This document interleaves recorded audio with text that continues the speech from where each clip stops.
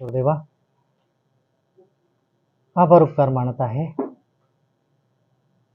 आम्ही भकलो, पापात जरी पडलो, अविश्वासू जरी असलो तरी देखील तुमचं प्रेम, तुमची वात्सलता सदैवित आमच्या संगती असते आणि आम्हाला मदत करते. म्हणून विनंती करत आहे की जे सत्य आम्ही शिकत आहोत त्या सत्यानुसार चालण्यासाठी आम्हाला मदत करा.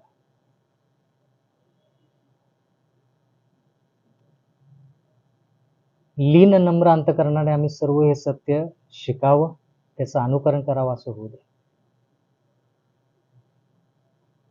प्रार्थना विनंती करत आहोत की तुमच्या संगती एक होण्यासाठी आम्हा सर्वांना मदत करा, जेणेकरून आमच्या सर्वांमध्ये एकी राहील.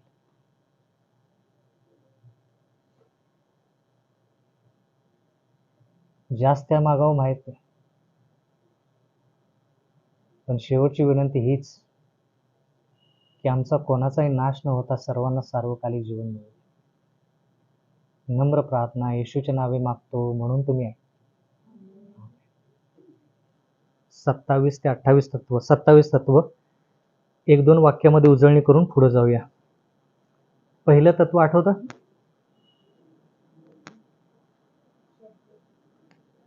पहिलं तत्व आठवतं का कोणतं? परमेश्वराचं वचन. बर, परमेश्वराचं वचन याच्यामध्ये 1 ते 2 मुद्दे जे तुम्हाला महत्वाचे वाटतात ते कोणते? योहान 1:1 प्रारंभी शब्द होता, शब्द देवासंती होता आणि शब्द देव. एक मुद्दा सांगा ज्याच्यामध्ये तुम्हाला खूप अशी ताकद आणि प्रोत्साहन मिळेल. देवाचं वचन. हा, देवाचा शब्द अटळ आहे. बर, हा एक मुद्दा. म्हणजे थोडक्यात काय, शेवटचा अधिकार जो आहे तो देवाच्या शब्दाचा पाहिजे. म्हणजे एखादा व्यक्ती त्याचं PhD झालेले, डबल PhD झाले, ट्रिपल PhD झाले, तो किती ज्ञानी असेल आणि तो शेतकऱ्यासमोर उभा असेल, पण तो ज्याचं शिक्षण जास्त झालंय तो जर देवाच्या वचनातून बोलत नसेल आणि शेतकरी जर देवाच्या वचनातून बोलत असेल तर शेतकरी बरोबर, तो माणूस बरोबर नाही. देवाचं वचन शेवटचा अधिकार. दुसरं तत्व होतं त्रैक्य देव, पिता पुत्र पवित्र आत्मा. त्याच्यामध्ये काय शिकलो आपण? एक मुद्दा, महत्वाचा मुद्दा. हा, बर, 3 आहेत, तिघांचं व्यक्तिमत्व वेगळं आहे. जसं मी, माझे भाऊ आणि हे भाऊ तिघं वेगळे आहोत ना आम्ही, ठीक आहे. तसे पिता पुत्र आणि पवित्र आत्मा तिघे वेगळे आहेत, पण ते एक आहेत असं देवाचं वचन म्हणतं. का? कारण की त्यांचे विचार एक आहेत, त्यांचं उद्देश एक आहे आणि त्यांचं चारित्र्य एक आहे. तिसरं तत्व,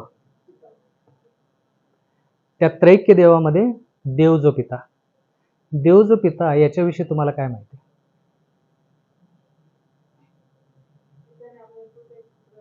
पित्याची जी जबाबदारी आहे ती काय, की पुत्राला पाठवायचं, त्याचं काम झालं की पुत्र येईल, मग पवित्र आत्म्याला पाठवायचं. हे पित्याचं काम आहे, बरोबर का? तर ते पित्याचं जे काम आहे ते पित्याचं काम तुम्हाला माहित पाहिजे की पाठवणं हे काम जे आहे हे पित्याचं आहे, पुत्राचं नाही, पवित्र आत्म्याचं नाही, पित्याचं काम. बर, चौथं तत्व देव जो पुत्र. आता खूप लोकांना वाटतं की येशू ख्रिस्त हा देव नसून फक्त मानव होता, पण त्यानं पापाची क्षमा करून सिद्ध केलेला आहे की तो देव आहे. आठवतं ना, पापाची क्षमा केली. तर ते चौथं तत्व जे आहे ते देव पुत्र किंवा परमेश्वर पुत्र. तर येशू ख्रिस्ताचं जे काम आहे त्याच्याविषयी तुम्ही विचार करू शकता त्या तत्वामध्ये. पाचवं तत्व जे आहे ते पवित्र आत्मा. देव जो पवित्र आत्मा, पवित्र आत्मा देखील देव आहे. खूप लोकांना वाटतं की पवित्र आत्मा फक्त एक शक्ती आहे. नाही, पवित्र आत्मा निर्णय घेतो, पवित्र आत्माला भावना आहेत, बरोबर का? कशावरून पवित्र आत्म्याला भावना आहेत? पवित्र आत्म्याला भावना आहेत हे कशावरून? हा, इफिसकारास पत्रामध्ये लिहिलंय की ज्या वेळेस आपण पवित्र आत्म्याच्या विरुद्ध काहीतरी करतो पवित्र आत्मा दुःखी होतो, म्हणजे त्याला भावना आहेत. पवित्र आत्मा विचार करतो, म्हणून तो त्याच्याकडे व्यक्तिमत्व आहे. ठीक आहे. 6वं, निर्मिती. निर्मिती वेळेस काय विचार करा? फक्त शारीरिक निर्मितीचा विचार करू नका. देव तुमची माझी नव्याने निर्मिती करतो, हेही लक्षात ठेवा. फक्त झाडं, फुलं, पक्षी, प्राणी, सूर्य, चंद्र, आकाश, तारे एवढ्याच गोष्टी न लक्षात ठेवता देवाचं वचन म्हणते की जो ख्रिस्ताच्या ठायी आहे तो नवीन निर्मिती आहे. म्हणजे आपण शारीरिक निर्मितीकडे लक्ष देऊन आपण कुठे लक्ष द्यायचं? बाबा माझी नवीन निर्मिती कशी होईल? मी पापामध्ये आहे किंवा मी बलहीन आहे, मला नवीन निर्मिती व्हायचं आहे, तर ख्रिस्तामध्ये येणं फार गरजेचं आहे. 7वं, मनुष्याचा स्वभाव. पापाच्या अगोदर मनुष्याचा स्वभाव पवित्र होता. पापाच्या अगोदर मनुष्याचं चारित्र्य पवित्र होतं. स्वभाव वेगळा, चारित्र्य वेगळं. स्वभाव म्हणजे काय? स्वभाव म्हणजे नैसर्गिकरित्या तो मनुष्य कसा आहे त्याला म्हणायचं स्वभाव. तर पापाच्या अगोदर नैसर्गिकरित्या आदाम आणि हवा चांगल्याच गोष्टीकडे ओढ होती, त्यांची पवित्रतेकडेच ओढ होती त्यांची नैसर्गिकरित्या. बोलायला कळालं? पण तेच आदाम आणि हवा पापाच्या अगोदर जसे नैसर्गिकरित्या त्यांची ओढ म्हणजे स्वभाव पवित्रतेकडे होता, त्यांचं चारित्र्य जे होते ते पवित्र होतं. चारित्र्य म्हणजे काय?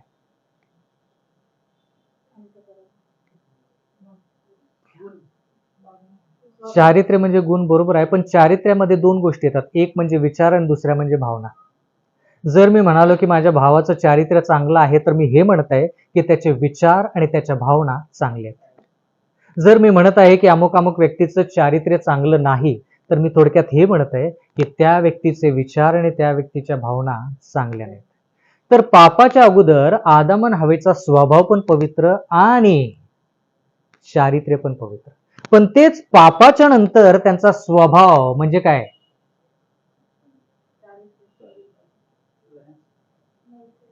नैसर्गिकरित्या. स्वभाव म्हणजे नैसर्गिक, शब्द लिहूनच घ्या.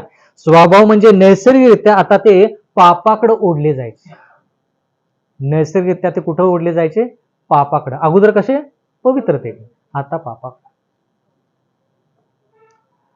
त्यांचं चारित्र्यामध्ये म्हणजे त्यांच्या विचारामध्ये आणि भावनांमध्ये काय फरक पडला? पापी. त्यांचे विचार पापी, त्यांच्या भावना पापी झाल्या. ठीक आहे.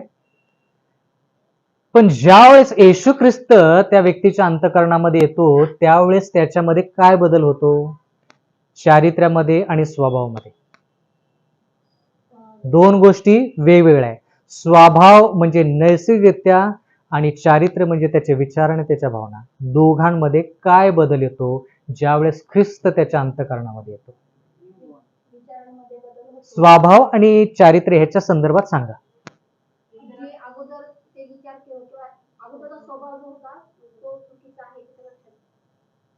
फक्त लक्षात येतं? तर थोडक्यात त्याचा पापी स्वभाव जो आहे तो पापी स्वभाव बदलत नाही. म्हणजे काय? म्हणजे थोडक्यात काय की पापी स्वभाव जो आहे तो पापी स्वभाव राहतो, पण त्याचं चारित्र्य जे आहे ते चारित्र्य म्हणजे त्याचे विचार आणि त्याच्या भावना त्या बदलतात आणि चारित्र्य काय करतं? स्वभावावरती नियंत्रण ठेवतं आणि म्हणतं की चुकीच्या गोष्टी करायच्या.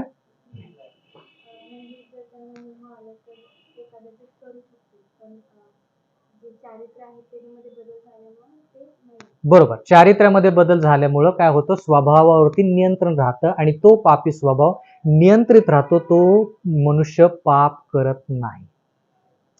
आता जरा लक्ष द्या. मनुष्य पवित्र झाला म्हणजे त्याचा स्वभाव बदलला नाही. स्वभाव पापीच असतो. येशू ख्रिस्त येईपर्यंत तो व्यक्ती पापी स्वभावाचाच असेल, पण तो पवित्र आयुष्य जगेल. का? चरित्र पवित्र आहे. शिकलो याच्याविषयी व्हिडिओ असतील बघून घ्या. त्याच्यानंतर आपण असं शिकलो की महान संघर्ष कितवं तत्व आहे? 8वं तत्व, महान संघर्ष झाला सुरू कुठे? स्वर्गामध्ये सुरू झाला. काय होता महान संघर्षाच्या पाठीमागचा मुद्दा?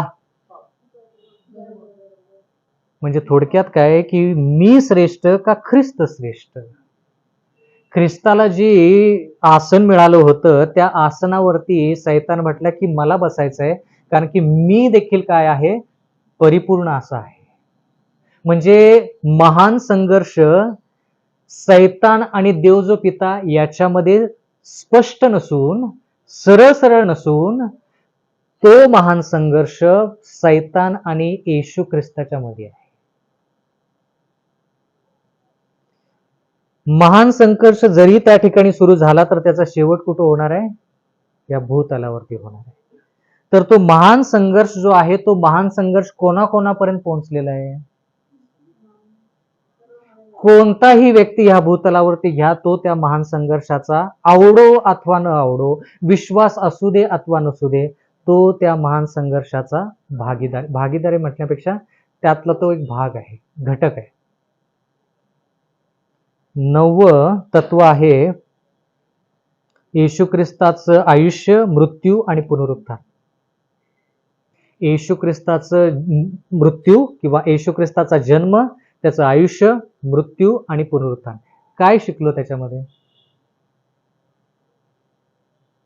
जेवढा येशू ख्रिस्ताचा जन्म महत्वाचा, तेवढा येशू ख्रिस्ताचं आयुष्य महत्वाचं, तेवढंच येशू ख्रिस्ताचं मरण महत्वाचं आणि तेवढंच येशू ख्रिस्ताचं पुनरुत्थान महत्वाचं. सगळ्यांना तेवढंच महत्व द्या, कारण की पुनरुत्थान नाही तर मग आपल्याला आशा.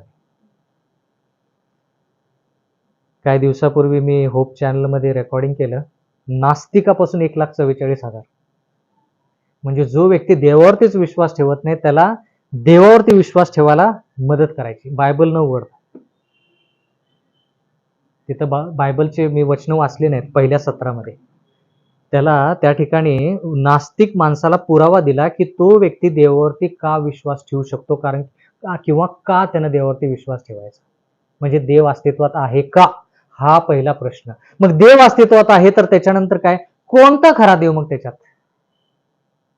हा दुसरा भाग होता. मग खरा देव जर येशू ख्रिस्त आहे तर मग येशू ख्रिस्ताची मंडळी खरी कोणती, तो तिसरा भाग होता. आणि मग मंडळी जर 7 डे ऍडव्हेंटिस्ट खरी आहे तर त्याच्यामध्ये 1,44,000 कोण, हा चौथा भाग होता. तर ऑक्टोबर पासून ते येतील व्हिडिओ, तर कृपा करून ते बघा. काय काय सत्र पूर्णपणे एकही बायबलचं वचन न वाचता ते त्या ठिकाणी मांडलेले आहेत. कारण की लोक म्हणतील बायबलमधून सांगता, आम्हाला बायबलवरती विश्वास नाही. बायबल बाजूला ठेवलं, समोरासमोर जे आहेत गोष्टी घडलेल्या आहेत त्याच्यावरती मी पुरावे दिलेले आहेत. महत्वाचं आहे, तुम्हाला फार महत्वाचं वाटेल ते. बर, 10वं तत्व आहे सार्वकालिक जीवनाचा अनुभव. 2च वाक्य सांगा मला ज्याच्यामध्ये तुम्हाला सार्वकालिक जीवनाचा सार मिळेल.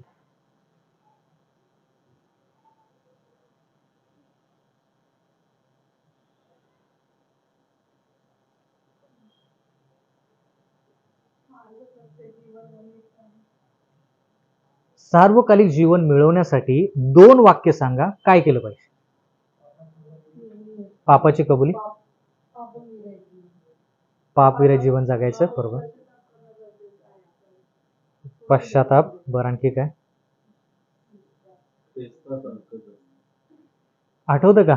ज्या वेळेस एखादा व्यक्ती पाप करतो तर तो काय करतो? कोकरू घेतो. बरं, हा, काय करतो? म्हणजे थोडक्यात काय, पापाची कबुली करायची आणि म्हणायचं देवाला की फक्त माझं पाप माफ करू नको तर ते पुसून टाक. आठवतं शब्द? हे वाक्य पाठच करा. महत्वाचं वाक्य. देवा फक्त माझ्या पापाची क्षमाच करू नको तर ते पुसून टाक. हा मुद्दा क्रमांक 1. मुद्दा क्रमांक 2, देव तुम्हाला फक्त पाप पुसून पापापासून शुद्धच करत नाही तर तुम्हाला तो पवित्र करतो. हा मुद्दा सांगितला जात नाही, म्हणून हा मुद्दा फार महत्वाचा. पहिला भाग काय की देव पापाची क्षमा करून तो पाप पुसून टाकतो. आता याच्यासाठी वचन भरपूर दिलेत, व्हिडिओ बघू शकता. आणि दुसरा भाग म्हणजे तो आपल्याला पवित्र करतो, कारण की आपल्याला पवित्र आयुष्य जगायचं. पवित्र आयुष्य तोच व्यक्ती जगेल ज्याचं पवित्रीकरण झालं. ज्याचं पवित्रीकरण झालेलं नाही तो पवित्र आयुष्य जगणार नाही. म्हणून पवित्रीकरण करणं किंवा होणं अत्यंत गरजेचं आहे. तर इथून पुढे ज्यावेळेस तुम्ही प्रार्थना कराल, जीवात जीव असोपर्यंत एकच महत्वाची प्रार्थना तुम्ही करायची पाप क्षमेच्या बाबतीत. पापाची कबुली करायची आणि देवाला म्हणायचं, हे पाप फक्त माफ करू नको, ते पुसून टाक आणि मला पवित्र अंतःकरण दे, जेणेकरून मी पवित्र आयुष्य जगेन. एका वाक्यामध्ये सार्वकालिक जीवनाचा सार. हे वाक्य लक्षात राहील. 11वं तत्व, ख्रिस्तामध्ये वाढणे. म्हणजे एकदा तुम्ही पवित्र झाला की मग पाठीमागं वळून पाहायचं नाही, ख्रिस्तामध्ये वाढत राहायचं. तुम्हाला एक रहस्य सांगतो, जे लोक धार्मिक आहेत त्यांचं. ते काय करतात, ख्रिस्तामध्ये एकदा आले की त्याच पातळीला राहत नाहीत. ते त्याच्यापेक्षा वाढत जातात जास्त, आणखीन जास्त धार्मिकता, आणखीन जास्त वचन, आणखीन जास्त धार्मिकता. म्हणजे ह्या ठिकाणी रहस्य हेच आहे, एका पातळीला थांबला की माणूस खाली पडला. म्हणून ख्रिस्तात वाढायचं तर एका पाठीमागे एक पायरी चढत चढत चढत चढत वर जायचं, अजिबात मध्ये थांबायचं नाही. थांबला की संपला. म्हणून दररोज तुम्ही ख्रिस्तामध्ये वाढत आहात का हे बघा. मागच्या दिवसापेक्षा आजच्या दिवसामध्ये तुम्ही ख्रिस्ताच्या संगतीत जास्त आहात, ख्रिस्ताचं चारित्र्य जास्त प्रगट करत आहात का ते बघा. सत्य तुम्हाला जास्त कळाले आहे का ते तपासून पहा. आपण दररोज तसंच करतो ना, लहान लेकरू वाढतंय का नाही बघतोय, वाढतंय का नाही बघतोय, आणि काही दिवसानंतर वाढलं नाही तर आपण काय करतो, दवाखान्यात नेतो. त्याच्या वयानुसार त्याची वाढ झाली पाहिजे ना. बरोबर तसं ख्रिस्ती आयुष्य पण वाढलं पाहिजे. 12वं तत्व, मंडळी. देवाची मंडळी पहिल्यापासून शेवटपर्यंत आहे, उत्पत्तीपासून प्रगटीकरणापर्यंत आहे. पण तिला ख्रिस्ती हे नाव कधी मिळालं, कुठं मिळालं? बरोबर, पण कुठं मिळालं आणि कधी मिळालं? ख्रिस्ती लोकांना, मंडळीला ख्रिस्ती हे नाव कधी मिळालं?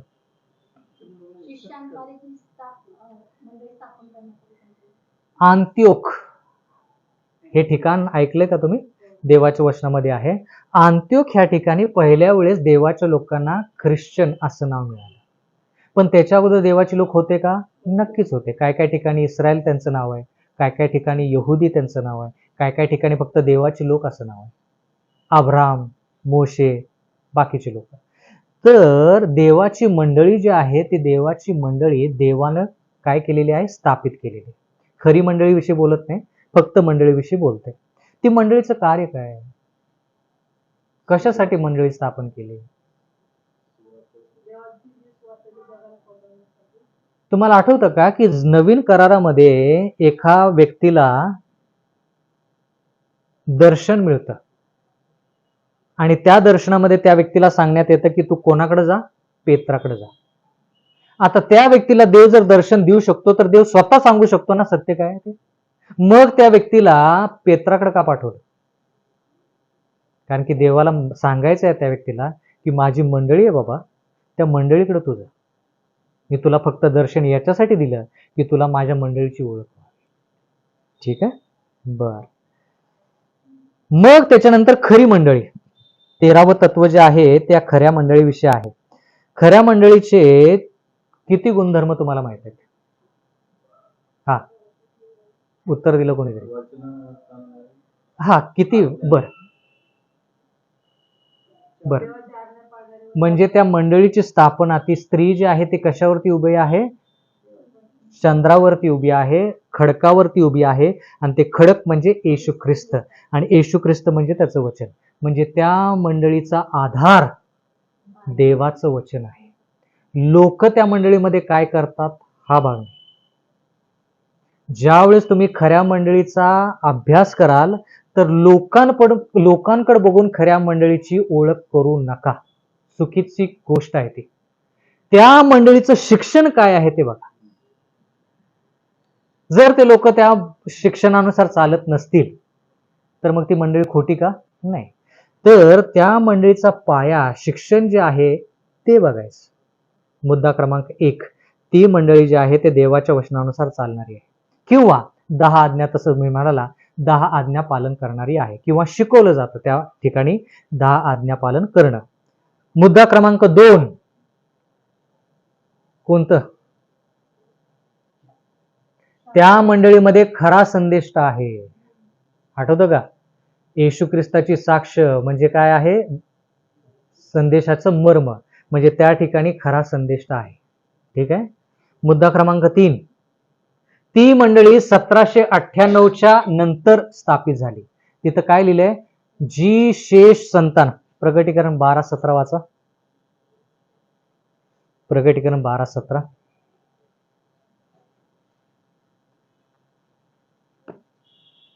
तेव्हा अद्गत स्त्रीवर रागावला आणि देवाच्या आज्ञा पाळणारे. बर, मुद्दा क्रमांक 1 देवाची आज्ञा पाळणारे.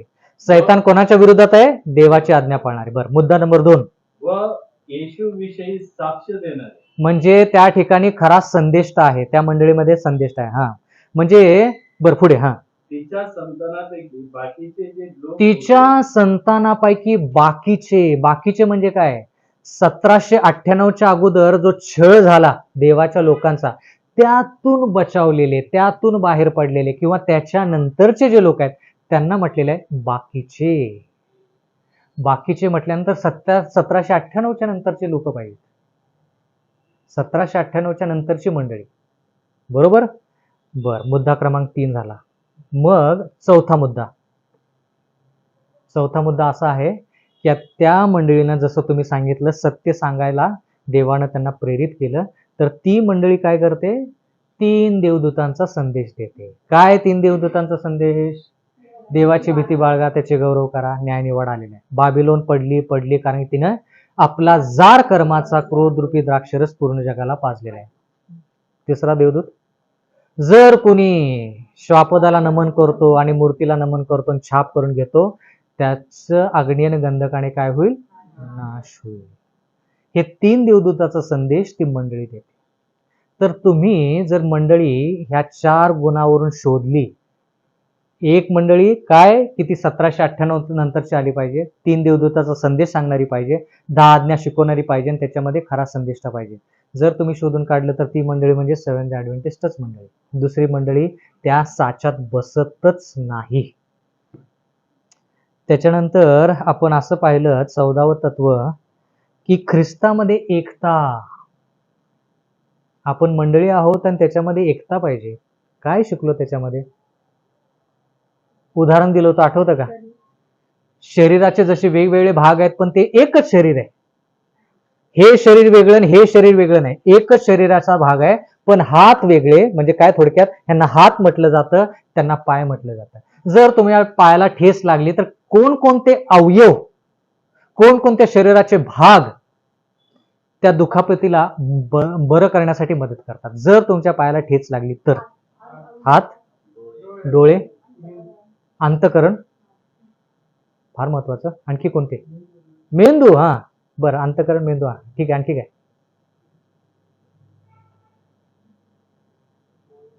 हा, डोळे, अश्रू. हा म्हणजे थोडक्यात काय की एक जर अवयव बाधित झाला तर बाकीच्या सगळ्यांनी तिथे लक्ष द्यायचं, सगळ्यांनी.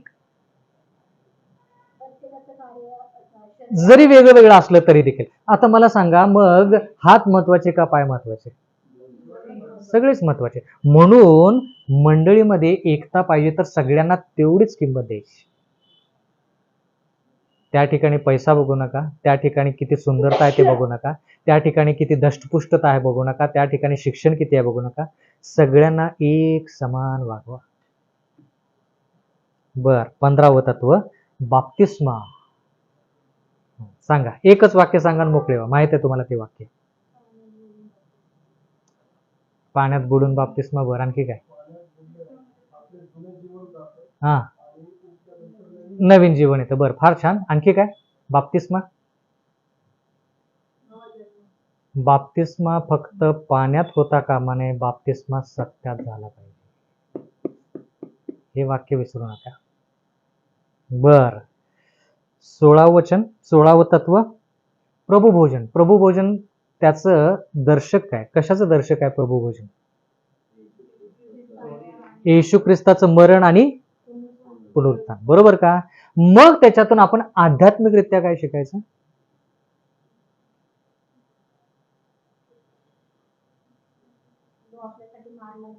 म्हणजे थोडक्यात जर मी ख्रिस्ताच्या मध्ये यायचं तर मला ख्रिस्तामध्ये मरण पावलं पाहिजे. म्हणजे काय? मी पापासाठी मेलो पाहिजे, मग येशू ख्रिस्त जसा उठला तसं मी हे पुनरुत्थान पावेन. म्हणजे आता आध्यात्मिक मरण आणि आध्यात्मिक पुनरुत्थान झालं पाहिजे, जेणेकरून येणाऱ्या काळामध्ये शारीरिक पुनरुत्थान होईल. येशू ख्रिस्त दुसऱ्या वेळेस ज्यावेळेस येईल त्यावेळेस आध्यात्मिक पुनरुत्थान का शारीरिक पुनरुत्थान?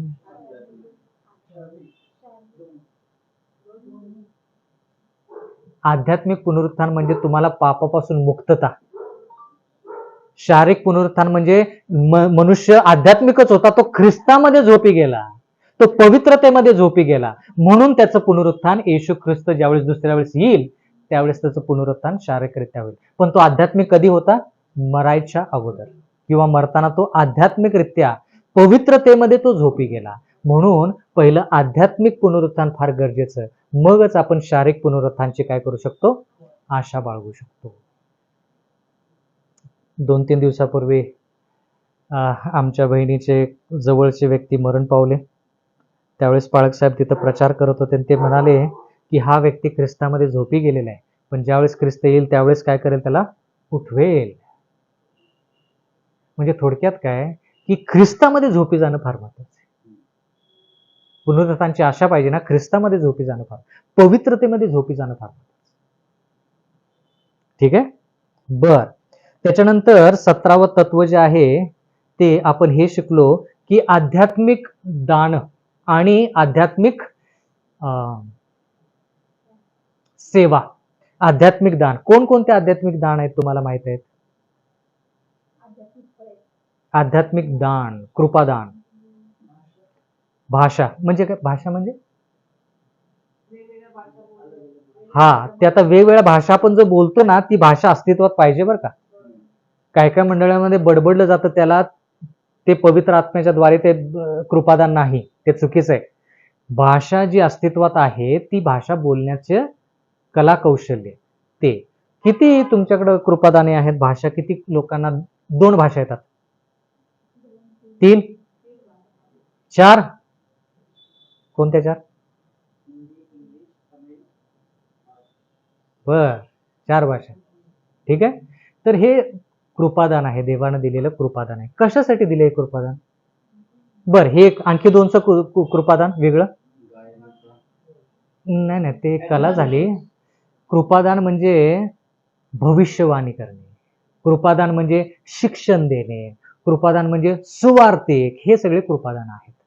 तर हे सगळे स्वतःच्या फायद्यासाठी नसून देवाच्या मंडळीला वर उंचवण्यासाठी, त्याचा पूर्ण जगाला फायदा झाला पाहिजे अशासाठी आहे. ठीक आहे? मग 18वं तत्व जे आहे ते भविष्यवाणीचं कृपादान याच्याविषयी आहे. म्हणजे खरा संदेष्टा कसा ओळखायचा? काय काय मुद्दे सांगाल खरा संदेष्टा ओळखण्यासाठी?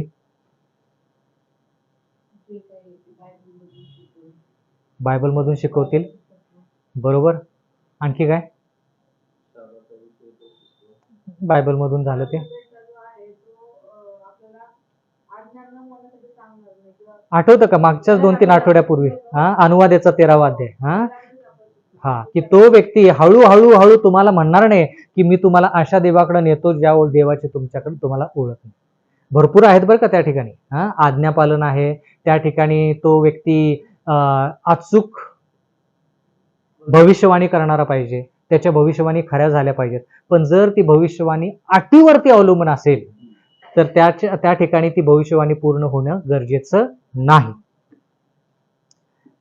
19वं तत्व देवाच्या आज्ञा. देवाच्या आज्ञा ज्या आहेत त्या क्रूसावरती लादलेल्या आहेत का? रद्द झालेल्या आहेत का?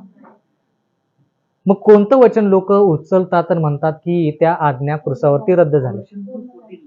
कलासी करासपत्र 2 अध्याय 14 पासून 17 पर्यंत म्हणतात की त्या आज्ञा क्रूसावरती रद्द झाल्या. पण आपण खूप अशी वचनं बघितली, येशू ख्रिस्ताच्या वधस्तंभानंतर 10 आज्ञा पालन केलेले आहेत. एक उदाहरण सांगाल का? प्रकटीकरण 22 14. आता मराठी बायबलमध्ये ते स्पष्ट लिहिलेलं नाही, इंग्लिश मधून वाचा कृपा करून. इंग्लिश बायबल कोणाकडे असेल तर कृपा करून वाचा. प्रगटीकरण 22:14.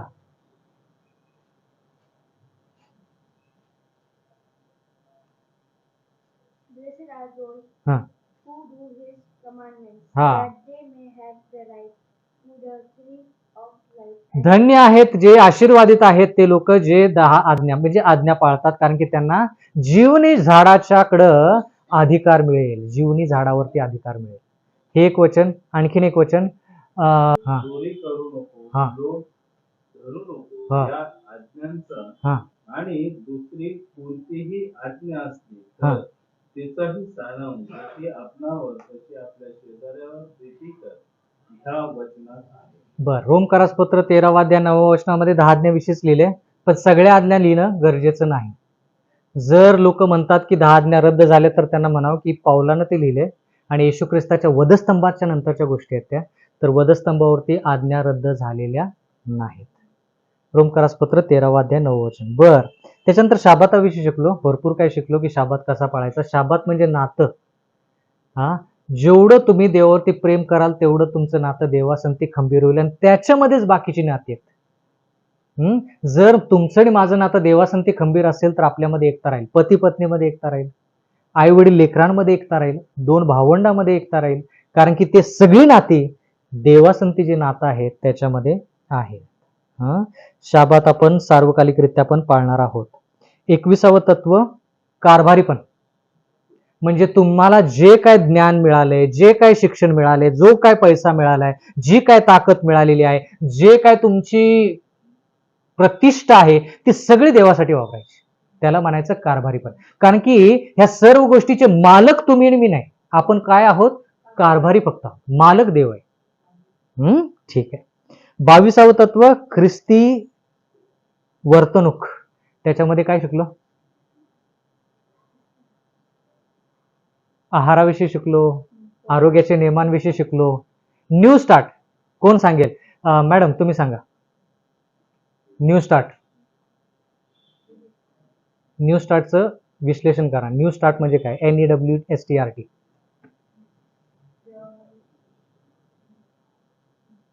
N म्हणजे काय? E म्हणजे काय? माहित आहे? माहित आहे? ठीक आहे. बरं, तुम्ही सांगा, मदत करा एकमेकांना. N म्हणजे न्यूट्रिशन, E म्हणजे हा, W म्हणजे हा, S म्हणजे सनलाईट, T म्हणजे हा, N म्हणजे न्यूट्रिशन म्हणजे आहार, E म्हणजे एक्सरसाइज म्हणजे व्यायाम, W म्हणजे वॉटर म्हणजे पाणी, S म्हणजे सूर्यप्रकाश सनलाईट, T म्हणजे स्वयं इंद्रिय दमन टेम्परन्स सेल्फ कंट्रोल, आणि मग त्याच्यानंतर A म्हणजे एअर म्हणजे शुद्ध हवा, R म्हणजे रेस्ट म्हणजे आराम, T म्हणजे ट्रस्ट इन गॉड म्हणजे देवावरती विश्वास. हे सगळ्या गोष्टी जर आपण केल्या तर आपण निरोगी राहू. त्यामध्ये आपण शिकलो की पापाच्या अगोदर जो आहार होता तो आहार तुम्ही आणि मी खाल्ला पाहिजे, कारण आपण पाप विरहित स्वर्गामध्ये चाललेलो आहोत. ठीक आहे. त्याच्यामध्ये आणखी आपण काय काय शिकलो ख्रिस्ती वर्तणुकीमध्ये? दागदागिन्याविषयी शिकलो, आठवतं का? पोशाखाविषयी शिकलो. देवाचं वचन म्हणतं की दागदागिने वापरणं चुकीचं आहे. देवाने आपल्याला सांगितलेलं आहे की आपण न्यायनिवाड्याच्या काळामध्ये आहोत, म्हणून साधं आयुष्य जगलं पाहिजे. त्याच्यानंतर 23वं तत्व विवाह आणि परिवार. काय शिकलो? तुम्ही सांगा मॅडम. विवाह आणि परिवारामध्ये आपण काय शिकलो? एक मुद्दा महत्वाचा जो सगळ्या तरुणांसाठी महत्वाचा. पाहिलं शिकलं की कसं प्रकारे तयारी कशा प्रकारे करायची आहे बर ते शिकलो. आणि स्वतःची तयारी बर महत्त्वाची आहे. बर ठीक आहे. म्हणजे थोडक्यात काय, या सर्व गोष्टी केल्या तरी देखील देवाचं वचन म्हणतं की विश्वासू व्यक्तीनं विश्वासू व्यक्ती बरोबरच लग्न केलं पाहिजे. आपण त्या ठिकाणी शिकलो विश्वासू आणि अविश्वासू व्यक्तीचा तीळ मात्र संबंध नाही, पण जर लग्न झालंच असेल तर ते लग्न शेवटपर्यंत टिकवायचं. कुटुंबाविषयी शिकलो. कुटुंबामध्ये काय शिकलो आपण? हा बर हा ठीक आहे. कुटुंबाविषयी काय शिकलो? कुटुंबामध्ये आपण हे शिकलो की बाहेरची, ते म्हणतात ना मराठीमध्ये एक म्हण आहे, दारातली वरात घाल माझ्या घरात, असं होतं का म्हणे. बाहेरचे लोक बाहेर, घरातले लोक घरात. घरचं जे वातावरण आहे ते फार पवित्र ठेवायचं, कोणालाही त्याच्यामध्ये येऊ द्यायचं नाही. बाहेरच्याला सांगायचं नाही बाबा माझ्या पत्नीला समजावून सांग, चुकीचं आहे. बाहेरच्याला सांगायचं नाही माझ्या पतीला येऊन सांग, तुम्ही करायचं ते. हा, जर पर्यायच नाही तर भाग वेगळा, मग आपण पाळकाकडे जातो, जे वरिष्ठ लोक आहेत त्यांच्याकडे जातो, ते बरोबर आहे. पण होता येईल तेवढं बाहेरचा व्यक्ती तिथं आणायचा नाही. काय करतो तो व्यक्ती, जुळवायच्या अगोदर काय होईल, ताटातूट करेल.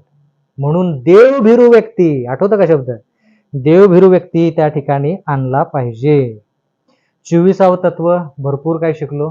24व तत्वामध्ये शिकलो की लेवी 4 प्रमाणे पहिली जो भाग आहे तो पापाचं वेगळं होणं, पापापासून वेगळं होणं.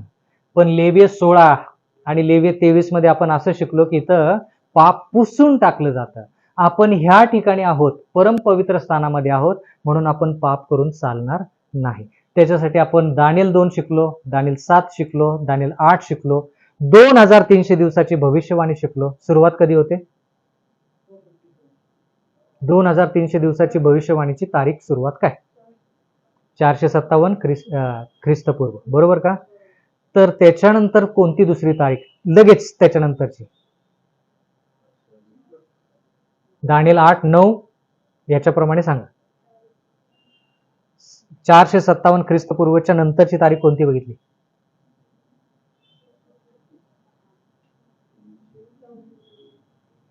34 नाही, 27 इसवी सन. 27 इसवी सन, 27 इसवी सन नंतर 31 इसवी सन, त्याच्यानंतर 34 इसवी सन, त्याच्यानंतर 22 ऑक्टोबर 1844. कळालं का. मग त्याच्यानंतर आपण असं पाहिलं की शेवटच्या काळामध्ये ह्या घटना आहेत, बरोबर आहे का, बघा सांगा, बरोबर आहे सगळं. 22 ऑक्टोबर 1844 म्हणजे 3 स्वर्गदूताचा संदेश चालूच आहे, तिथं चाळण होते. काही लोक सत्य स्वीकारतात, काही लोक सत्य स्वीकारणार नाहीत. त्याच्यानंतर राष्ट्रीय रविवारचा नेम लगेच त्याच्यामध्ये सुरू होतो, एजेकिएल 8 प्रमाणे. म्हणजे थोडक्यात काय, 7वा दिवस पवित्र नसून आठवड्याचा पहिला दिवस पवित्र आहे, हा रविवारचा कायदा आहे. पण देवाच्या वचनानुसार हे चुकीचं आहे. त्याच्यानंतर काय, चिन्ह चमत्कार, हे सगळं होत आहे त्याच्यातच चिन्ह चमत्कार भरीत भर. चिन्ह चमत्कारामध्ये आपण शिकलो की जे लोक मरण पावलेत त्यांचं रूप घेऊन दुष्ट आत्मे आपल्या समोर येतील. आपण उदाहरणास्तव पाहिलं की पाऊल पण येईल, त्या ठिकाणी येऊ शकतो, माहित नाही. मग योहान येईल. ज्या ज्या लोकांनी खूप काय गोष्टी लिहिल्या ते लोक काय करतील, म्हणजे दुष्ट आत्मे त्यांचं रूप घेऊन येतील, तुमचे प्रियजन. तर त्या ठिकाणी कृपा करून भावुक होऊ नका. ते काय म्हणतायत, देवाच्या वचनानुसार काय आहे ते बघा, कारण की हे लवकरच होईल. ठीक आहे. शेवटचा पाऊस, पवित्र आत्मा जो आहे तो पवित्र आत्म्याचा पाऊस पडत आहे. शेवटचा पाऊस पडायला सुरुवात झालेली आहे, पण इथं इतक्या प्रमाणात पडेल की जे सत्याकडे येणार आहेत ते कोणाची काळजी करणार, ते म्हणणार आम्हाला सत्य पाहिजे. खूप लोक इथं नाश पण पावतील, कारण की लोक म्हणतील काय काय, अरे तू आतापर्यंत इकडंच ह्या धर्माचा होतास, ह्या विश्वासाचा होतास, अचानक तू आता इकडं कसं काय गेलास, सत्याकडे काय गेलास. म्हणून शेवटचा पाऊस ज्यावेळेस येईल त्यावेळेस बघण्यासारखी ती परिस्थिती असणार आहे की कसे लोक ख्रिस्तासाठी उभे राहतील. ज्यांना कधी ख्रिस्त कळाला नाही ते लोक ख्रिस्तासाठी उभे राहतील, पवित्र आत्मा त्यांच्यामध्ये कार्य करेल. आणि मग तोच पवित्र आत्मा काय करेल, शिक्कामोर्तब करेल. हा शिक्कामोर्तब फक्त शाबाताचा असून जेवढं सत्य तुम्ही शिकलाय त्याचा शिक्कामोर्तब आहे. जर देवाला वाटलं की तुम्ही त्रास संकट जास्त सहन करू शकणार नाही तर न्याय निवाडा संपायच्या अगोदरच काय करेल, देव तुम्हाला झोपी घालेल. देवाला ती संधी द्या, देवाला ती परवानगी द्या, वाईट वाटून घेऊ नका, कारण की लवकरच तो व्यक्ती तुम्हाला येशू ख्रिस्ताच्या दुसऱ्या आगमनावेळेस भेटेल. म्हणून काय करा, स्वतःला धीर द्या.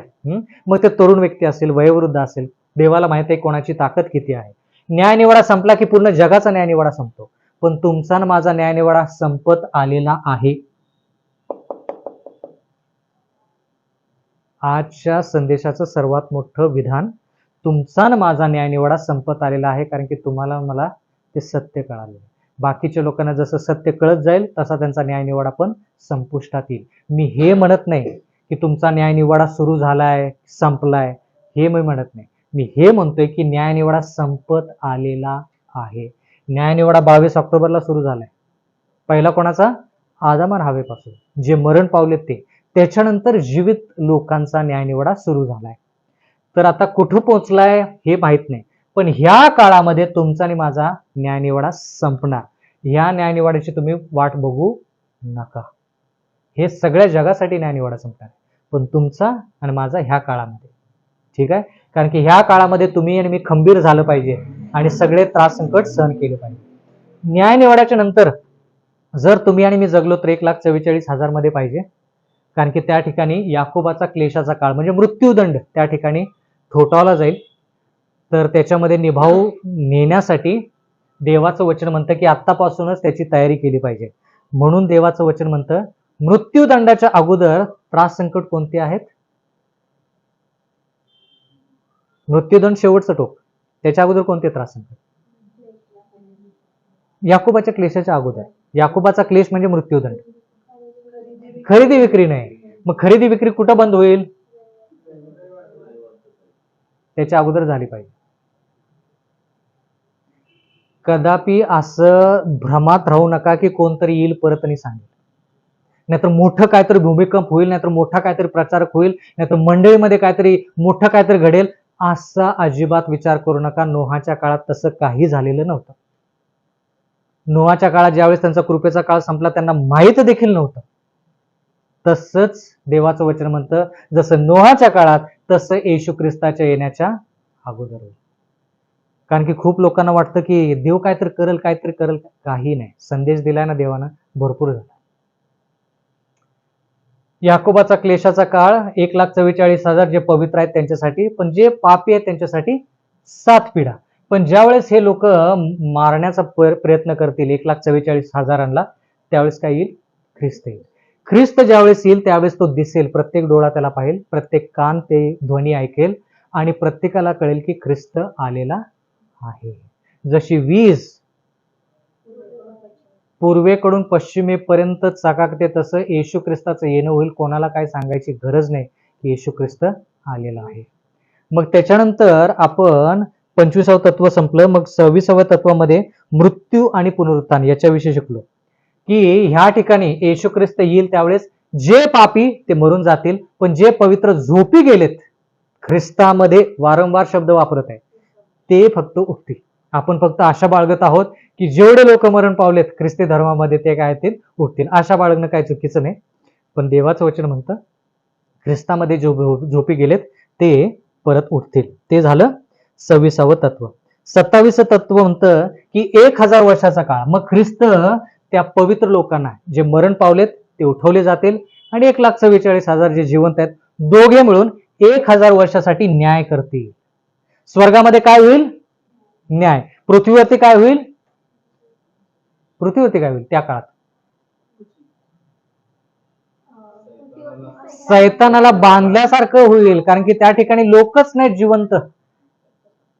इतरांना त्रास संकटामध्ये मोहामध्ये टाकण्यासाठी सैतान इकडं तिकडं फिरल, पण काही त्याला सापडणार नाही, कारण की सगळे लोक जे खाली आहेत इथं ते सगळे पापी आहेत, सगळे मरण पावलेले आहेत. पण ते त्यांची धूळदान पूर्णपणे ते नष्ट झाले नाहीत, फक्त मृत्युमुखी पडले. हे पृथ्वीवरचं चिन्ह, पृथ्वीवरचं घटना. स्वर्गामध्ये 1,000 वर्षासाठी तुम्ही विचाराल हा व्यक्ती का नाहीये, तो व्यक्ती का नाहीये? मग त्या ठिकाणी देव काय करेल? तुम्हाला त्यानं हा न्यायनिवाडा कसा केला तो ह्या ठिकाणी दाखवेल आणि तुम्ही म्हणाल खरंच देवा तू काय आहेस? न्याय आहेस. म्हणून ह्या न्यायनिवाडाचा भाग घ्यायचा तर काय केलं पाहिजे? दैनंदिन जीवनामधले निर्णय बरोबर घेतले पाहिजेत. शिकलो ना आपण? ते बरोबर निर्णय घेतले पाहिजेत. 28वं तत्व. 28वं तत्व प्रगटीकरण याचा 21वा अध्याय पहिलं वचन. शेवटचं तत्व 28वं तत्व प्रगटीकरण 21:1. प्रगटीकरण 21:1. नंतर मी नवे आकाश व नवी पृथ्वी हे पाहिले. नवे आकाश व नवी पृथ्वी कुठेही पाहिली? नवे आकाश व नवी पृथ्वी कुठं पाहिली? हा, पण ते कुठलं, स्वर्गामधलं का पृथ्वीवरचं? बर, ठीक आहे. नवी पृथ्वी व नवीन आकाश पाय. आकाश म्हणजे स्वर्ग का? नवीन स्वर्ग? आकाश म्हणजे काय? म्हणजे तो पण स्वर्ग नष्ट होईल? हा हा, पृथ्वी आणि त्याच्या संलग्न जो आकाश आहे, वातावरण आहे, नवी पृथ्वी आणि नवीन आकाश योहानानं पाहिलं. बर, पुढे वाचाय. पहिले आकाश व पहिली पृथ्वी ही निघून गेली होती. पहिले आकाश व पहिली पृथ्वी म्हणजे जे आता आपण अस्तित्वात आहोत, ज्या ठिकाणी आहोत, हे निघून जाणार आहे. म्हणजे थोडक्यात काय, पूर्णपणे स्वच्छ आणि शुद्ध केली जाईल, सगळं नवीन. असं होणार नाही की आपण स्वर्गाचं, बरं ठीक आहे, असं नाही होणार की परत आपण येऊन म्हणू अरे हे झाड मला माहित होतं, मी होतो त्यावेळेस ते झाड होतं. असं अजिबात असणार नाही. सगळं नवीन, नवीन आकाश आणि नवीन पृथ्वी. ते मी सांगितलं होतं बहुतेक मागच्या आठवडी की मी लहान असताना एक जाहिरात बघितली होती टीव्हीवरती. ते साफसफाई करायचं एक लिक्विड असतं आणि ते एक त्या साफ करतं, मग ते जंतू जात नाहीत. आणि मग दुसरा येतो आणि ते साफ करतो, तिथं 99.99% शुद्धता. तर ते 99.99% शुद्धता नाही, 100% शुद्धता. देवाचं वचन. कारण की पापाचं काही अंश राहता का? बर, पुढे. समुद्रही राहिला नाही, तेव्हा मी पवित्र नगरी नवी येरुशलेम तेव्हापासून स्वर्गातून उतरताना पाहिले. बर, आता नवीन येरुशलेम शहर जे आहे ते कुठलं आहे? स्वर्गामध्ये लोक गेलेत ना, पवित्र लोक, जे मरण पावले होते त्यांचं पुनरुत्थान झालं, पण जे जिवंत होते ते दोघं मिळून स्वर्गात गेले ना. आता तेच एक नगर म्हणून, हेच सर्व लोक एक नगर म्हणून त्याला नवीन येरुशलेम म्हटलेलं आहे. ते येशू ख्रिस्तासंती खाली येतात. कधी? 1000 वर्षाच्या नंतर. त्याला म्हणायचं येशू ख्रिस्ताचं तिसरं येणं. दुसऱ्या येण्यामध्ये आणि तिसऱ्या येण्यामध्ये गोंधळ करू नका. दुसऱ्या येण्यामध्ये काय आहे की येशू ख्रिस्त जे मरण पावलेले आहेत त्यांना उठवतो आणि जे जिवंत आहेत त्यांना घेऊन काय करतो? स्वर्गात जातो. पण पापी जे आहेत ते ह्याच्या येशू ख्रिस्ताच्या दुसऱ्या आगमनामुळे मरण पावतात. आता येशू ख्रिस्ताचं तिसरं येणं आहे म्हणजे हे पवित्र लोक त्या येरुशलेम नगरीतून खाली येत आहेत. बर, पुढे. ती नवऱ्यासाठी शृंगारलेल्या नवरीप्रमाणे सजलेली होती. बरं, ते नवरी कोण? नवीन येरुशलेम, बरोबर का? आता देवाचं वचन म्हणतं की देवाची लोक ही वधू आहे आणि येशू ख्रिस्त जो आहे तो वर आहे. तोच प्रकार ह्या ठिकाणी आहे की ती सजलेली आहे. सजलेली आहे म्हणजे काय होती? तर लाइटिंग लावली आहे का? पवित्र आत्म्याने परिपूर्ण. नाही, बरोबर आहे तुमचं. हा म्हणजे काय, जरा बरोबर आहे उत्तर, पण जरा सविस्तर सांगा. गमावलेलं होतं. पवित्रता त्यांच्यामध्ये आहे, त्यांच्यामध्ये आनंद आहे, उत्साह आहे. ह्या सर्व गोष्टी ज्या आहेत, नैसर्गिक शुद्धता, ह्या सर्व गोष्टी ज्या आहेत त्याच्यामुळे ती सजलेली अशी दिसत आहे. बोललेलं कळालं का? आणि ते महत्वाचं आहे. हा, ठीक आहे. बरं, पुढे. आणि मी राजस्थानातून आलेली मोठी वाणी ऐकली, अशी, पहा, देवाचा मंडप मनुष्याजवळ आहे, त्याच्याबरोबर देव आपली वस्ती करीत आणि त्याचे लोक होते आणि देव व स्वतः त्याच्याबरोबर राहील. देवाचं वचन म्हणतं की येशू ख्रिस्त ज्या वेळेस ते येरुशलेम शहर घेऊन खाली येईल त्यावेळेस देवाचं वचन म्हणतं की हे सर्व जे आहे पृथ्वीवरचं ते नष्ट होईल. एवढंच नाही तर जे लोक इथं आहेत ते लोक जिवंत होतील. कोणते लोक? पापी जे आहेत ते जिवंत होतील. आठवतं का प्रगटीकरण 20 मध्ये? तुम्हीच आता मला ते वचन सांगायचं जिथं आपण वाचलं 1000 वर्षानंतर सैतानाला काय केलं जाईल? साखळदंडातून मोकळं केलं जाईल. कुठं आहे ते वचन? प्रगटीकरण 20 मध्ये. बर, वाचा ते.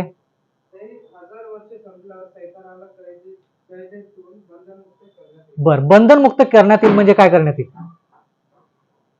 बंधनमुक्त करण्यात येईल म्हणजे नेमकं काय करण्यात येईल? जे पापामध्ये झोपे गेलेले हा, पुन्हा उठतील. म्हणजे थोडक्यात काय, आता त्याला त्या मोहात टाकण्यासाठी त्याला संधी मिळाली. म्हणजे हातपाय बांधले होते त्याचे, म्हणजे थोडक्यात काय, लोक मेले होते, आता ते लोक जीवन झालेत म्हणून तो काय करेल? आता कार्य परत सुरू करेल.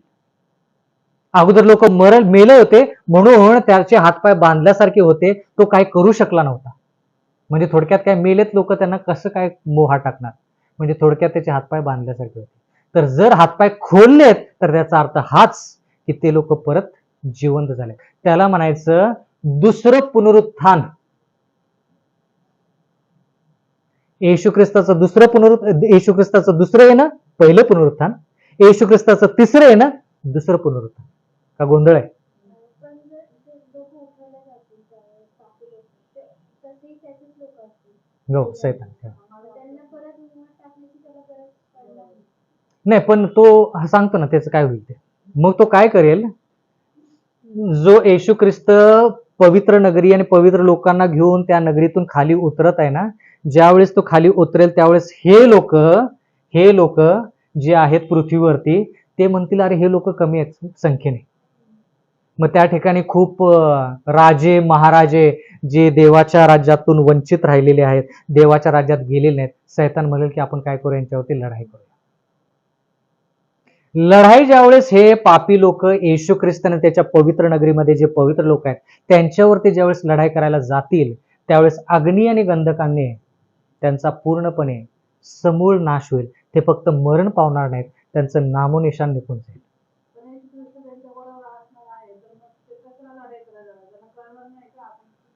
पवित्र आत्मा नाही त्यांच्यात, बरं वाईट जाणण्याची त्यांच्यामध्ये क्षमताच राहील. म्हणून ते सैतानाच्या मोहात परत पडतील, म्हणतील चला आपण लढूया. ते वाचलं ना आपण, काही काळासाठी त्यांना दाखवून देण्यात येईल की त्यांनी काय केलं, ते पापी आहेत आणि हे लोक पवित्र आहेत. मग हे लोक जे पापी आहेत ना, ते सगळे गुडघे टेकतील, प्रत्येक गुडघा त्याच्या समोर नमेल. कुठे आहे वचन सांगा? पुस्तक सांगतो प्रेषितांची कृत्य, प्रत्येक गुडघा त्याच्या समोर नमवेल.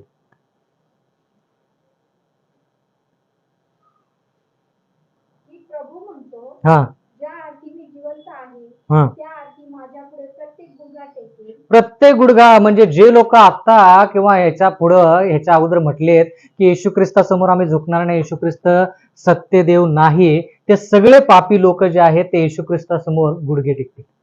थोड्या काळासाठी त्यांना पवित्र आत्मा दिला जाईल, थोड्या काळासाठी.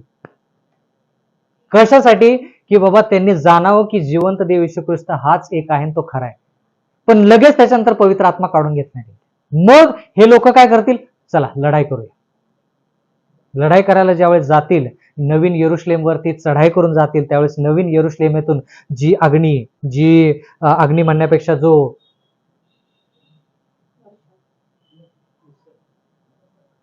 जी महिमा, जे गौरव जे आहे, त्याच्यामुळं ते लोक काय होणार आहेत, पूर्णपणे नष्ट होणार आहेत. ते शेवटचं. त्याच्यानंतर त्या लोकांना परत काही अस्तित्व राहणार नाही. ते लोक लगच्या लगेच काय होतील, मरण पावतील. देव जास्त वेळ त्यांना काय करू देणार नाही, त्रासात ठेवणार नाही. हो, दिसणार नाही. येशू ख्रिस्त येईल त्यावेळेस ते पापी लोक सगळे उठवले जाणार. कशासाठी? की येशू ख्रिस्ताला त्यांनी बघावून म्हणावं की बाबा खरंच तू न्यायी आहेस, म्हणून त्यावेळेस साठी फक्त पवित्र आत्मा दिला जाईल. पण तो पवित्र आत्मा काढून घेतला की परत त्यांची दुष्टता येईल आणि परत ते नवीन यरुशलेमवरती लढाई करायला जातील, त्यावेळेस त्यांचा नाश होईल.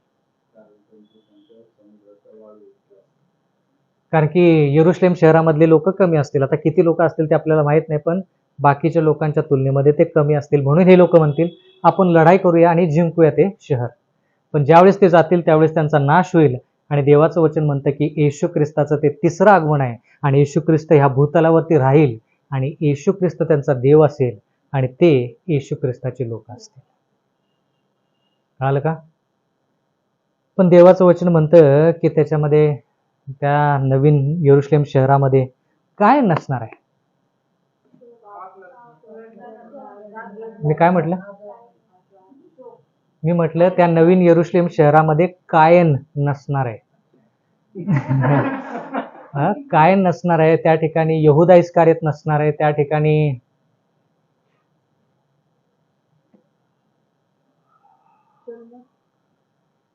शल्मोन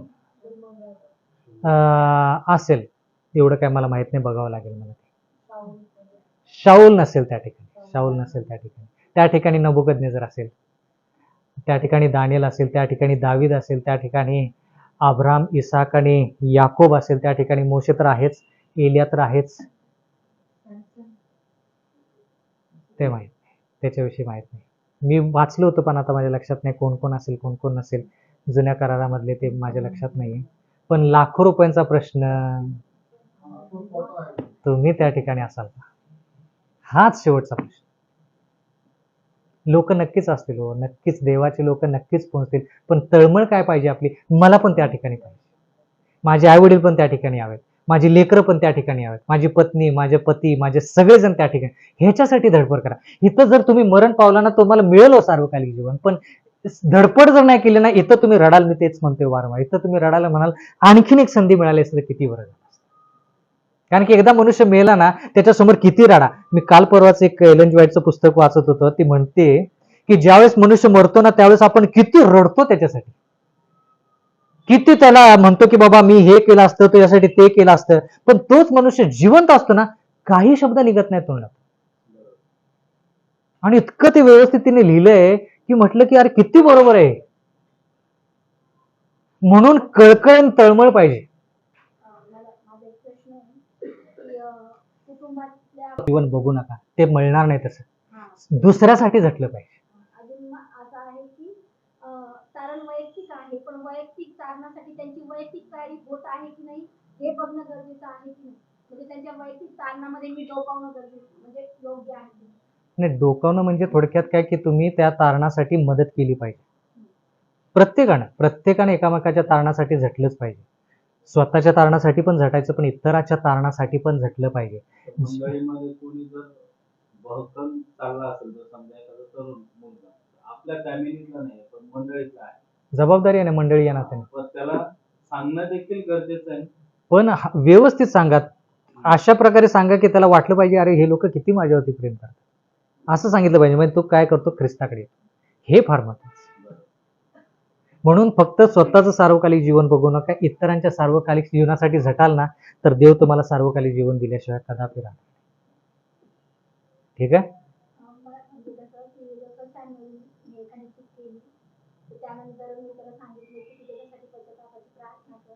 तो हो म्हणतो, पण ती अद्याप माझ्यासमोर झालेली नसते किंवा मला लक्षात आलेली नसते. तर मग मी ती आठवण करून देणं गरजेचं आहे. कसं आहे, तुम्ही लढलं पाहिजे, लढलं पाहिजे. एक उदाहरण सांगतो जाता जाता.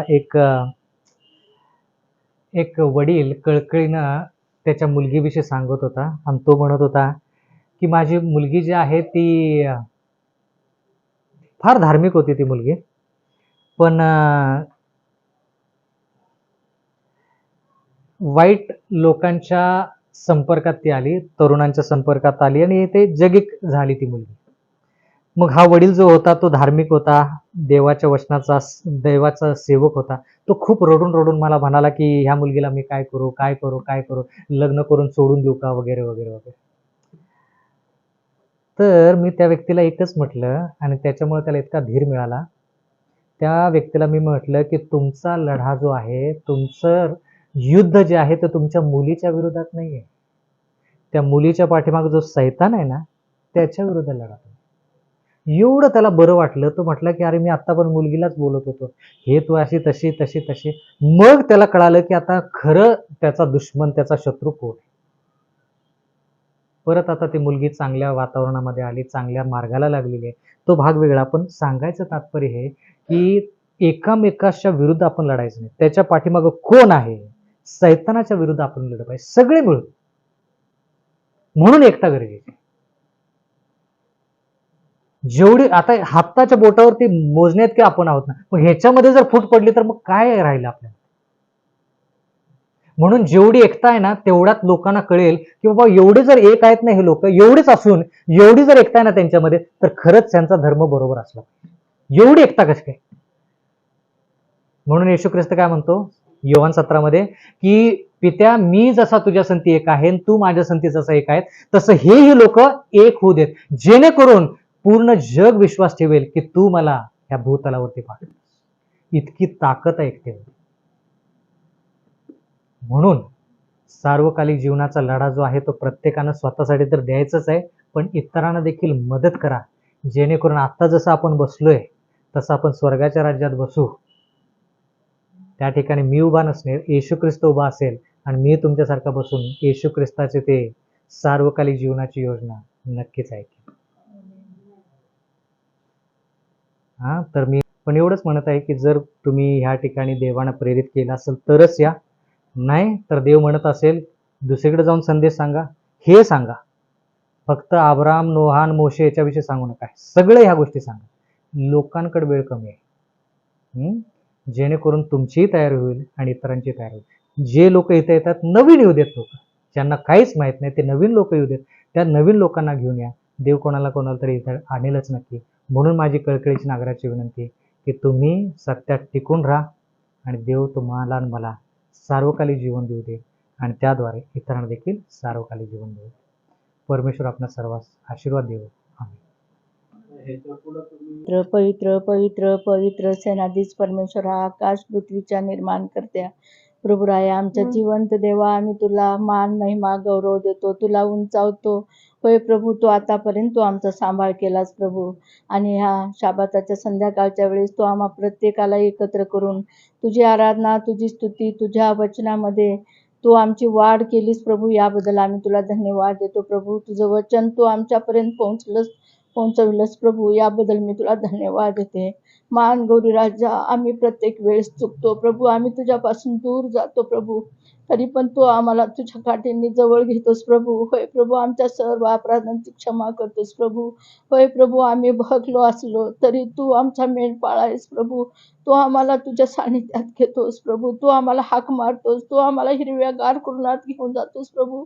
होय प्रभू, याची जाणीव तू आम्हा प्रत्येकाला असू देत माझ्या राजा. दया कर, प्रार्थना ऐक प्रभू. होय बाबा, आतापर्यंत जो काही आम्ही स्टडी केलेला आहे, जे काही वचन तुझ्या सेवकाकडून ऐकलेलं आहे प्रभू, त्याप्रमाणे वागण्यास तू प्रत्येकाच्या अंतकरणाचा ताबा तू घे प्रभू. होय प्रभू, आम्ही योग्य मार्गाने चालावं, तुझ्या नीतीच्या मार्गाने चालावं, आम्ही दुसऱ्या मार्गाने जाऊ नये, तर तुझ्या सान्निध्यात राहावं. होय बापा, जेव्हा तू गौरवाने येशील राजा, तेव्हा त्यामध्ये आमचा भाग असावा असं देईन कृपेने कर प्रभू. आतापर्यंत शिकवलेल्या सर्व तत्वाबद्दल आम्ही तुला धन्यवाद देतो प्रभू. तुझ्या सेवकाबद्दल आम्ही तुला धन्यवादच देतो प्रभू. ज्या ज्या ठिकाणी ते तुझं कार्य करतील प्रभू, त्या त्या ठिकाणी तू त्यांचं सहाय्यकर्ता, मार्गदर्शक हो प्रभू. अनेक आत्मे तुझ्या गौरी राज्यात आणण्यास तू त्यांचा उपयोग करत आहेस, म्हणून आम्ही तुला धन्यवाद देतो प्रभू. इथं बसलेल्या प्रत्येक भावा बहिणी संगती, लेकरांसंगती तू राहा प्रभू. आतापर्यंत जे काही आम्ही शिकलेलो आहे प्रभू, ते आचरणात आणण्यास तू आमचं सहाय्य करता हो प्रभू. होय प्रभू, तू आम्हाला आमचे डोळे उघड प्रभू. आम्ही अंधारात चाचपडत चाललो तरी तुझा प्रकाश आमच्यावर पडू देत प्रभू. आमचे मिटलेले डोळे तू उघड प्रभू, आणि तुझ्या सान्निध्यात तुझ्या वचनाप्रमाणे चालण्यास तू आमचं सहाय्य करता आणि मार्गदर्शक हो प्रभू. दया कर, प्रार्थना ऐक प्रभू. होय प्रभू, विशेष करून आम्ही मागतो प्रभू, जो मुलगा स्टडी करत आहे प्रभू, त्याच्यावर जो काही आरोप आलेला आहे प्रभू, होय प्रभू, तू तो जाणतोस प्रभू. अनेक लोक असेच आरोप घेऊन अनेक लोकांना, अनेक स्टुडंटला तुझ्या पासून दूर घेऊन जात आहेत प्रभू. होय प्रभू, त्या मातेचा, त्या पोलीस अधिकाऱ्याचा ताबा तू घे प्रभू. जे सत्य आहे तिला ते समजू देत प्रभू. त्या लेकराचा ताबा तू घे प्रभू, जे स्टडी करत आहे प्रभू. होय प्रभू, त्याला त्यातून सोडवणारा ख्रिस्त तूच आहेस बापा. होय बापा, तू सोडवणार म्हणून आम्ही तुला धन्यवाद देतो प्रभू. आम्ही तुझे उपकार मानतो प्रभू. होय बापा, जे अंकल आजारी आहेत प्रभू बापा, त्यांना तुझ्या पवित्र हाताचा स्पर्श कर. तू चांगलं आरोग्य दे, शक्ती सामर्थ्याने भर, आणि तू केलेला चमत्कार इतरांना सांगण्यास तू त्यांच्या मुखाला तू स्पर्श कर, आणि ते सांगण्यास तू त्यांचा उपयोग करून घे प्रभू. सर्व गोष्टीमध्ये आम्ही तुला उंचावतो. पुन्हा एकदा ह्या कळपाबद्दल मी तुला धन्यवाद देते प्रभू. होय बाबा, आमच्यामध्ये तुझी प्रीती असू देत प्रभू. आम्हाला तुझ्या प्रीतीमध्ये ओढून ठेव प्रभू. होय प्रभू, आमची अंतकरण कठीण करू होऊ नये, तर तुझ्या सानिध्यात आम्ही तुझ्या प्रीतीत वाढावा असं देईन कृपेने कर प्रभू. होय बापा, जे काही ज्ञान आम्हाला मिळालेलं आहे ते इतरांना सांगण्यास तू आमचं सहाय्य करता आणि मार्गदर्शक हो बापा. होय बाबा, तू आम्हाला पुन्हा चांगला मेंढपाळ देणार आहेस म्हणून आम्ही तुझे उपकार मानतो प्रभू. सतत ह्या हॉलमध्ये तुझी आराधना, तुझी स्तुती, तुझं स्तवन व्हावं असं दैनिक कृपेने कर प्रभू. होय बापा, जे पवित्र आत्मा तू दिलेला आहेस प्रभू, इथं कार्य करू देत माझा राजा. दया कर प्रभू.